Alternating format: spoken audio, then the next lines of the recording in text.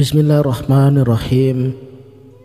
Assalamualaikum warahmatullahi wabarakatuh. Salam sang sejati. Zikir kolbu yang dilafazkan dengan hati yang ikhlas dan kepasrahan pada ilahi Robbi, maka nilainya itu sebanding dengan 35 juta kali zikir yang diucapkan dengan lisan orang biasa. Karena jika asma Allah itu diucapkan sekali saja dengan lisan, itu baru disebut zikir atau baru disebut mengingat sebatas lisannya saja. Namun jika asma Allah itu dilafazkan di dalam hatinya, maka itu akan sebanding dengan 35 juta ucapan-ucapan yang diucapkan dengan zikir lisannya. Tahap pertama di dalam berzikir adalah zikir lisan, lalu kemudian kepada tingkatan selanjutnya yaitu zikir kolbu yang harus diupayakan dan cenderung harus dipaksakan. Selanjutnya zikir kolbu ini yang secara lugas dan terus menerus tanpa perlu dipaksakan lagi. Dan selanjutnya lagi setelah ia berkuasa di dalam kolbunya disertai dengan sirnanya zikir itu sendiri dalam tanda kurung kosong, maka zikirnya sudah tidak berhuruf dan tidak bersuara lagi, la biharfin wala sautin, melainkan sudah diamalkan dengan penuh kesadaran atau sadar Allah serta senantiasa tersambung kepada zat yang maha hidup. Maka dengan izinnya zikir tersebut telah merasuk di dalam diri kita dan menyadarkan kita dari kondisi yang semula tidak sadar menjadi tenang kepada kondisi hudur hadirnya kolbu. Inilah rahasia daripada sabda baginda Rasulullah Muhammad Sallallahu Alaihi Wasallam. Beliau bersabda, siapa ingin bersenang-senang di taman surganya, perbanyaklah mengingat Allah.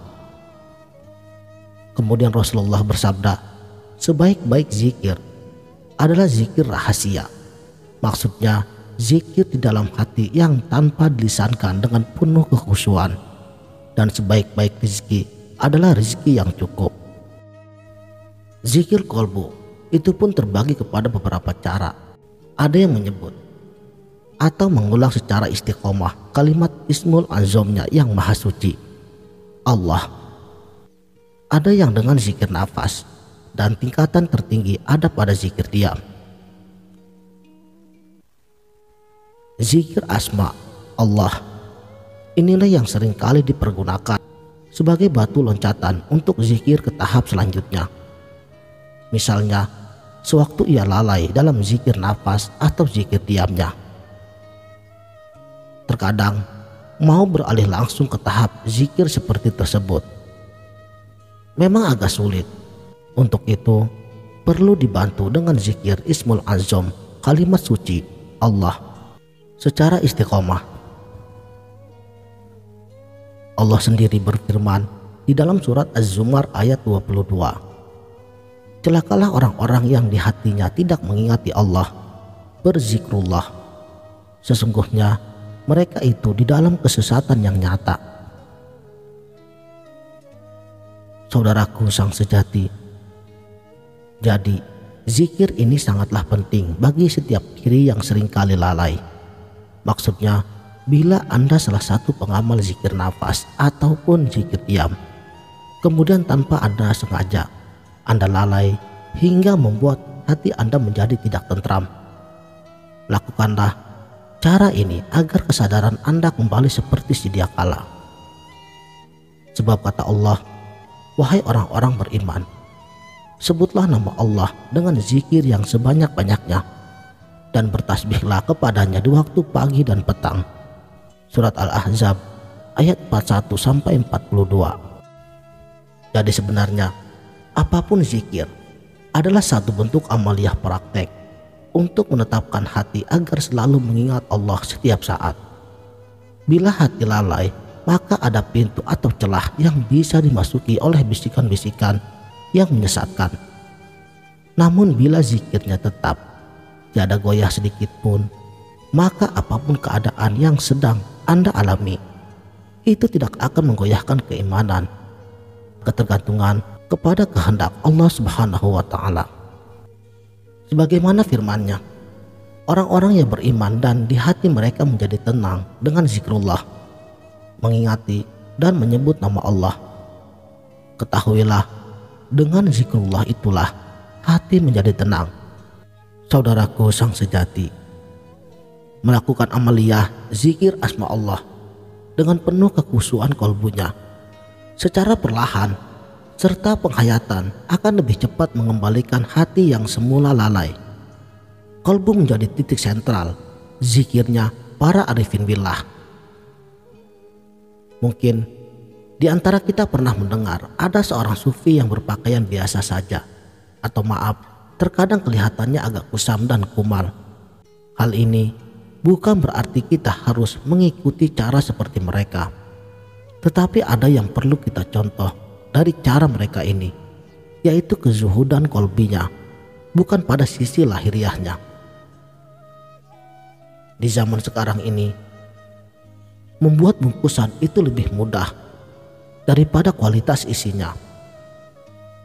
Kualitas zikir yang sebenarnya itu ada pada kolbi. Terlepas dari apapun yang kita zikirkan, baik itu istighfar ataupun sholawat dan banyak yang lainnya. Kalau kolbinya tidak tetap, maka apa yang dihasilkan dari zikirnya pun hasilnya akan kurang maksimal. Apalagi yang niatnya sudah melenceng. Maksudnya, tujuannya bukan semata-mata itu karena Allah. Ini sudah keluar daripada jalur tujuan zikir itu sendiri. Makanya dalam ilmu tasawuf, proses pembersihan kolbu ini yang paling diutamakan. Sebab kalau ia sudah bersih, maka zikir apapun akan mudah meresap ke seluruh tubuh kita.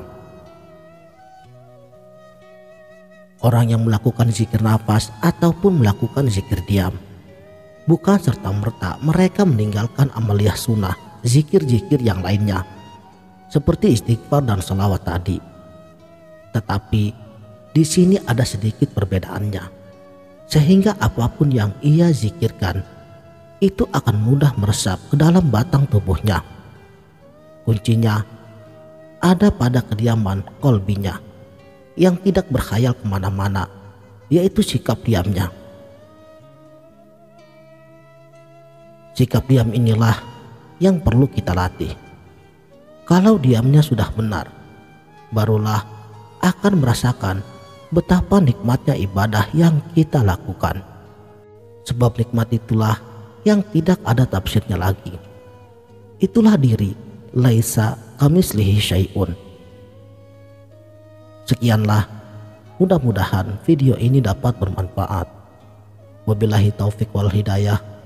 Wassalamualaikum warahmatullahi wabarakatuh.